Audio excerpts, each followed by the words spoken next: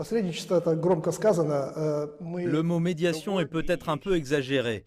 Nous n'avons pas engagé de médiation et n'avons pas l'intention de le faire. Nous sommes préoccupés et espérons trouver des solutions sur la table diplomatique et non sur le champ de bataille, même pour une crise comme celle-ci. C'est ce que les dirigeants biélorusses font en ce moment. Je sais que le président du Bélarus a parlé avec le président russe Poutine à plusieurs reprises. Je voudrais dire qu'il y a également eu une communication entre le président Loukachenko et le président Zelensky, qui a joué un rôle décisif dans l'organisation de toute la négociation et le début du processus de négociation. Lorsque la première négociation a été mise en péril, une demi-heure seulement avant le début prévu, on peut dire qu'il s'agissait d'une situation d'extrême urgence. Le président Loukachenko a communiqué instantanément avec le président Zelensky et la délégation ukrainienne est finalement arrivée sur le site des négociations. Quel est donc notre rôle ?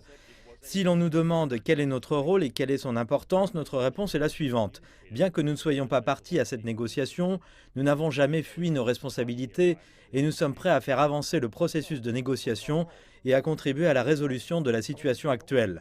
Notre priorité est maintenant de fournir une assistance maximale aux deux délégations en Biélorussie. Nous nous efforçons de créer des conditions de transport commodes et de fournir toutes les garanties nécessaires à l'organisation des pourparlers.